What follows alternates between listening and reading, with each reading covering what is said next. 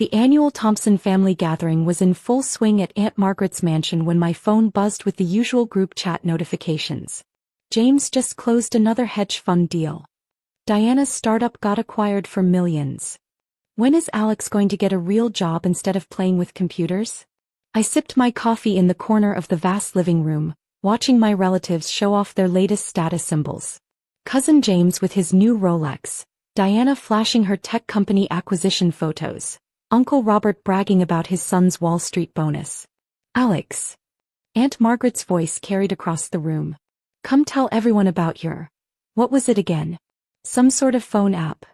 The conversations hushed as everyone turned to look at me, the family's designated underachiever. At 32, I was the one who'd wasted my computer science degree on independent development instead of joining a prestigious tech company. It's a cybersecurity system, I said quietly, knowing they wouldn't understand or care. Still working on that? James smirked, pulling out his latest iPhone. Must be why you can't afford to upgrade your phone. I mean, who still uses last year's model? I glanced at my deliberately ordinary-looking phone. A custom device that housed more computing power than everyone's gadgets in the room combined. The interface I'd created for Phoenix Security Systems was running silently in the background, monitoring every digital device within range. Speaking of phones, Diana chimed in, waving her rose gold device. My company just developed a new social media platform. You should apply. We need junior developers. The room filled with poorly concealed laughter. I caught my mother's embarrassed glance as she busied herself with her tablet, probably hiding another social media post about her more successful nieces and nephews. Actually, I started, but Uncle Robert cut me off. Now, not everyone can be a success, he said condescendingly. Someone has to do the small jobs. Though I heard the Apple Store is hiring if you want a real tech position. I felt my phone vibrate, a notification from Phoenix's central system. All target devices identified and synchronized. Authorization required for protocol wake-up. Why don't you show us this little app of yours? James challenged, his new Rolex glinting as he gestured with his phone. Surely it must be almost finished after. How many years? I stood up slowly, thumb hovering over my phone's activation sensor. You know what? You're right. It's time for a demonstration. Finally, Aunt Margaret declared. Everyone, let's humor Alex and look at his little project. The family members clustered closer, phones and tablets in hand, ready to deliver their judgments. None of them noticed the slight smile on my face as I pressed the button. Sometimes the best revenge requires nothing more than the right line of code. Initiating protocol wake-up, my phone confirmed silently. All connected devices accessed. The show was about to begin. The first sign something was wrong came from James's precious iPhone. His smirk faltered as the screen went black, then lit up with a pulsing Phoenix emblem. What the? He jabbed at the screen frantically. Like dominoes, every device in the room followed suit. Phones, tablets, smartwatches. One by one they displayed the same Phoenix logo. Even the smart TV on the wall flickered to life, unauthorized. Welcome to Phoenix Security Systems, a smooth voice announced from every speaker. The world's most advanced cybersecurity network. Diana's face went pale as her banking app opened automatically, displaying her recent acquisition payout. How is this happening? This is impossible. Not impossible, I said, standing. Just highly secure encryption. The kind that protects 80% of global financial transactions. What are you talking about? Uncle Robert demanded, staring at his locked device. I pressed another button. Their screens shifted to display headlines. Phoenix Security Systems valued at $40 billion. Tech giant's encryption protocol becomes new industry standard. Phoenixo makes Forbes 30 under 30. You know that little app I've been working on? I smiled. It's not an app. It's the operating system that runs the world's banking security. Liar. James sputtered. That's the system your hedge fund uses? I finished. Check your phone's security certificate. He did. There it was. Phoenix Security Systems CEO Alexander Thompson. That acquisition you're so proud of, Diana? I continued. Your company's entire security infrastructure runs on my protocol. You just didn't know who owned it. The room had gone deathly quiet. Even Aunt Margaret's smart home system was displaying the Phoenix emblem. But you never said anything, my mother whispered. Would you have listened? I asked, thinking of all the holiday dinners spent defending my career choices. Besides, I prefer to let my work speak for itself. I tapped my phone again. Their devices displayed their collective digital footprint.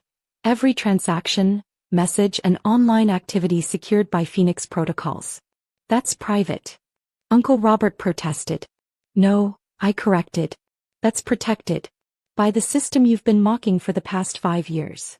The color drained from his face as his stock portfolio appeared, the Phoenix encryption signature glowing at the bottom of every trade. Now, I said, should we talk about who needs to get a real job? The silence was deafening. System access revoked. Returning device control, my phone announced. One by one their gadgets unlocked, but nobody moved to touch them. The Phoenix emblem lingered briefly before fading, leaving behind a changed atmosphere in Aunt Margaret's pristine living room. 40 billion? James finally managed, his Rolex suddenly looking insignificant. That's more than your entire hedge fund manages? Yes. I settled back into my chair, enjoying the shift in power dynamics. Phoenix handles security for most major financial institutions. Including yours. Diana was frantically Googling on her now functional phone. There's nothing about you online. No photos, no interviews. Of course not, I smiled. I'm a cybersecurity expert. Digital privacy is kind of my thing. But your clothes. Aunt Margaret gestured weakly at my casual attire. Your old phone. You mean my custom-built quantum-encrypted prototype? I pulled out my outdated device. This has more computing power than most government facilities. The case is just camouflage. My mother had been silent, staring at her tablet. Alex, these news articles. You've been featured in Forbes, Time, The Wall Street Journal. The interviews were conducted under my company's name, not mine. I brought up a holographic display from my phone, showing Phoenix's global security network. I learned early on that people treat you differently when they know you control their digital lives. Why didn't you tell us? She whispered. Remember last Christmas?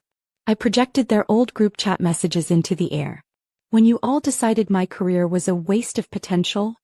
The messages floated there, damning in their condescension. At least get a real tech job. Stop playing with your little programs. Even a help desk position would be better. I decided to let you keep believing what you wanted, I continued. It was enlightening to see how you treated someone you thought was struggling. Uncle Robert cleared his throat. Now, Alex, about that junior developer position. You mean the one at Diana's company? I laughed. The company whose entire infrastructure depends on my encryption protocols? That position. Diana's phone pinged. She looked down and blanched. Our security license fees just tripled. Market adjustment, I said mildly. Speaking of which. I turned to James. Your fund's security audit is due next month. Interesting trading patterns you've been hiding. He went pale. You can't. Can't what? See the data you've been encrypting with my system? Or can't reveal it? I leaned forward. Here's the thing about being a failure. People never expect you to hold the keys to their kingdoms. The room was silent except for the soft hum of my holographic display, showing Phoenix's real-time security operations across the globe. That's blackmail, James stammered. No, I corrected. That's business. The kind you all wanted me to learn, remember? I stood, straightening my deliberately average jacket. Now about those family dynamics. Whatever you want, Aunt Margaret said quickly. A bigger inheritance share. I made more this morning than your entire estate is worth, I interrupted. What I want is simpler. Basic respect. Not just for me but for everyone you've looked down on. I pressed another button. Their devices lit up again, displaying charitable donation pages. Each of you will set up significant recurring donations to tech education programs for underprivileged students, I explained. Anonymous donations, of course. No social media bragging. And if we refuse? Uncle Robert challenged weakly. Then you'll find your device's security certificates expired. I smiled. Try running a hedge fund without secure trading access. or processing acquisition payments without encrypted channels. Diana was already setting up her donation. James followed suit, his new Rolex catching the light as his trembling fingers typed. One more thing, I added. Those little developers and tech support staff you mock? They're the backbone of your digital world. Treat them accordingly. My mother approached hesitantly. Alex, I'm sorry. For everything. Prove it, I said. Actions, not words. Starting with how you treat people who appear to be struggling. I gathered my things, preparing to leave. Oh, and James? That Rolex? Its smart features run on Phoenix protocols too. Might want to keep that in mind next time you feel like sneering at someone's old phone. As I reached the door, I turned back one last time. Annual family gatherings will be more interesting now, won't they? Amazing what a little code can reveal about people's true characters. Walking to my deliberately average-looking car, which housed more computing power than most space stations, I checked my phone. The donations were already flowing in, my relatives' accounts competing to prove their newfound generosity. I smiled, starting the quantum-powered engine. Sometimes the best revenge isn't about destroying people's worlds. It's about quietly owning them all along. My phone buzzed with a system alert. New security protocol request from Thompson family devices. Accept all, I authorized. But keep the Phoenix emblem visible. As a reminder. After all, some lessons need a permanent digital signature. In the rearview mirror, I could see them through Aunt Margaret's window, still staring at their devices in shock. The Phoenix emblem pulsed softly on each screen, a quiet reminder that the digital world they took for granted had always been in the hands of the cousin they'd underestimated. Sometimes success is best served with a side of humble pie, encrypted of course. I pulled away from the mansion, already planning next year's family gathering. Maybe I'd demonstrate our new quantum teleportation prototype. Or perhaps just let them wonder what other digital secrets their failing cousin controlled. In this new reality, their status symbols meant nothing. In the end, the real power wasn't in their visible wealth or social connections. It was in the invisible lines of code that controlled it all.